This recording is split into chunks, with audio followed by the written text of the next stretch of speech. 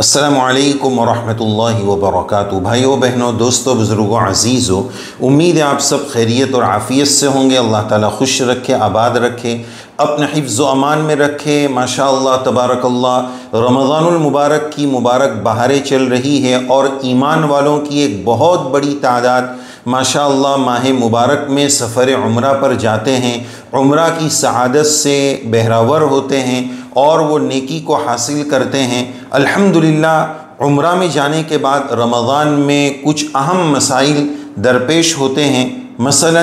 تراویح آج کل جیسے کہ 10 رکعت ہوتی ہے، وطر کا مسئلہ ہے، تو آج ہم اسی وشے پر اور اسی عنوان پر بات کرنا چاہتے ہیں۔ الحمدللہ رمضان المبارک میں عمرہ کی سعادت کی بڑی فضیلت حدیث پاک میں ملتی ہے۔ احادیث مبارکہ کا خلاصہ یہی ہے کہ رمضان المبارک میں عمرہ کرنے کا ثواب حج کی عبادت کے ثواب کے برابر ہے، اور بعض روایات کے مطابق جناب محمد الرسول اللہ صلی اللہ علیہ وسلم کے 7 حج کرنے کے برابر رمضان میں عمرہ کرنے کا ثواب ہے۔ اسی فضیلت کو حاصل کرنے کے لیے مسلمانوں کی بڑی تعداد ماہ مبارک میں عمرہ کی سعادت حاصل کرتے ہیں۔ تو اب آئیے ہم اس مسئلے پر بات کریں گے کہ آج کل حرمین شریفین زادہم اللہ شرفاً وعظمتاً وکرامتاً وہاں پر 10 رکعت تراویح ہو رہی ہے۔ جیسا کہ کرونا اور کووڈ بہت کچھ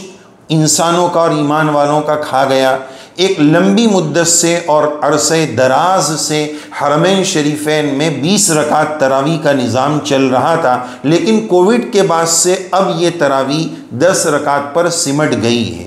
تو ایسی صورت میں عمرہ پر جانے والوں کے لیے کچھ مسائل ہے کہ وہ دوسری 10 رکعت کا کیا کریں، وطر کی نماز کا کیا کریں۔ تو پہلی بات یہ یاد رکھنا ہے کہ 20 رکعت تراویح سنت مؤکدہ ہے، ہمیں 20 رکعت پڑھنی ہے۔ تو اب 10 رکعت تو ہم نے حرم شریف میں مسجد میں پڑھ لی، با جماعت پڑھ لی، اب اس کے بعد وطر مسجد ہی میں پڑھیں گے اور 10 رکعت اپنے کمرے پر ہوٹل پر جا کر وہ 10 رکعت تراویح کو مکمل کرنا ہے۔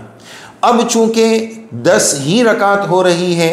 اور ما بقیہ قرآن مجید آخری عشرے میں قیام اللیل میں پڑھا جاتا ہے، تو ہم یہ ترتیب بھی کر سکتے ہیں کہ 10 رکعت تراویح حرم شریف میں پڑھیں، اس میں ایک مستقل قرآن شریف کی ترتیب ہو جائے، اور 10 رکعت جو ہم کمرے پر جا کر پڑھیں گے ایسی کچھ ترتیب بن جائے کہ عمرہ پر گئے ہوئے جو حفاظ کرام ہیں ان کے ساتھ 10 رکعت اپنے کمرے پر یا ہوٹل پر جا کر وہ 10 رکعت تراویح کی ترتیب بنائیں۔ تو اس طرح انشاءاللہ مہینہ بھر 20 رکعت تراویح کی سنت پر بھی عمل ہو جائے گا، اور ایک مرتبہ سنت کے بجائے 2 مرتبہ قرآن مجید تراویح میں اس طرح مکمل بھی ہو جائے گا۔ لیکن بہرحال 10 رکعت جا کر پڑھنی ہے، 20 رکعت سنت مؤکدہ ہے۔ ایسا نہ ہو کہ وہ 10 رکعت چھٹی کر دیں، اپنے مقام پر رہ کر تو ہم 20 پوری پڑھیں اور اللہ کے گھر پر جا کر حرم شریف میں جا کر 10 رکعت پر اکتفا کر دیں، ایسا نہیں کرنا چاہیے۔ تو پہلا پیغام زائرین کے لیے اور معتمرین اور عمرہ والوں کے لیے کہ 10 رکعت تراویح پر اکتفا نہ کریں، 10 رکعت حرم شریف سے پڑھ کر با جماعت پڑھ کر 10 رکعت اپنے کمرے اور ہوٹل پر ہو سکے تو حفاظ کی جماعت کے ساتھ، علماء کی امامت کے ساتھ وہ 10 رکعت پوری کریں۔ دوسرا مسئلہ وطر کا ہے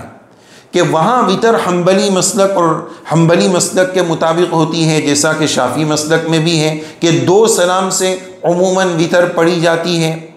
2 رکعت الگ سے پڑھتے ہیں، پھر 1 رکعت الگ پڑھتے ہیں۔ دوسرا حنفی وطر کے ساتھ فرق یہ ہوتا ہے کہ حنفی وطر میں تیسری رکعت میں سورت کے بعد اللہ اکبر پڑھ کر دعائے قنوت پڑھتے ہیں، جبکہ وہاں وطر اس ترتیب پر تیسری رکعت پڑھی جاتی ہے کہ تیسری رکعت میں سورت کے بعد رکوع میں چلے جاتے ہیں اور رکوع سے کھڑے ہو کر پھر باضابطہ دعا ہوتی ہے۔ تو اس صورت میں حنفی جو مقتدی ہے اور ہمارے دیار سے جانے والے جو حنفی لوگ ہیں وہ وہاں وطر کس طرح پڑھیں گے، حرم شریف میں پڑھیں گے یا نہیں پڑھیں گے، اس سلسلے میں دونوں قول ہیں، دونوں باتیں ہیں۔ اب ہمیں وہاں جا کر کرنا یہ ہے کہ وہاں کے امام صاحب کے ساتھ ہمیں وطر پڑھنی ہے، ان کی ترتیب پر ہی پڑھ لینی ہے کہ 2 رکعت الگ سے ہوگی، پھر 1 رکعت الگ سے ہوگی، تیسری رکعت میں رکوع سے کھڑے ہونے کے بعد جب امام صاحب ہاتھ اٹھا کر دعا کر رہے ہوں گے تو ہمیں ہاتھ نیچے رکھ کر جی جی میں آمین بولنا ہے۔ اس طرح ان کے مسلک کے مطابق ہمیں وطر پڑھ لینی ہے، اور فقہا نے اس کی گنجائش دی ہے کہ اب یہ وطر ادا ہو جائے گی، اس وطر کو دہرانے کی بھی ضرورت نہیں ہے، یعنی اب ایسا کرنے کی ضرورت نہیں ہے کہ وہاں جا کر 10 رکعت تراویح کے بعد پھر سے اس وطر کو دہرائے، اس کی بھی ضرورت نہیں ہے، اس لیے کہ وہاں جو وطر ہو رہی ہے اس میں دعا ہو رہی ہے، لاکھوں لوگ اس دعا میں شرکت کر رہے ہیں، پتہ نہیں کس بندے کی مقبول آمین ہوگی جس سے ہمارا بھی بیڑا پار ہو جائے، تو حرم کی اس وطر کو چھوڑنا نہیں ہے۔ اس دعا کے حصول کے لیے بھی زمان اور مقام کی اہمیت کے پیش نظر بھی، اور کسی اللہ والے بندے کی آمین کے صدقے میں ہماری دعا، وہ دعا ہمیں بھی مل جائے، لہذا اسی بات کے پیش نظر حرم شریف میں ہم وطر پڑھیں گے اور اس کو جا کر دہرانے کی بھی ضرورت نہیں ہے۔ تو یہ کچھ مسائل عمرہ والوں کے لیے خاص طور پر تراویح اور وطر کے آج کل پیش آ رہے ہیں جو ہم نے آپ کی خدمت میں پیش کیے ہیں۔ اللہ تعالی ماہ مبارک کی برکات ہم سب کو نصیب فرمائے اور سب کے عمرہ کو رب کریم قبول فرمائے، آمین یا رب العالمین۔ السلام علیکم ورحمۃ اللہ وبرکاتہ۔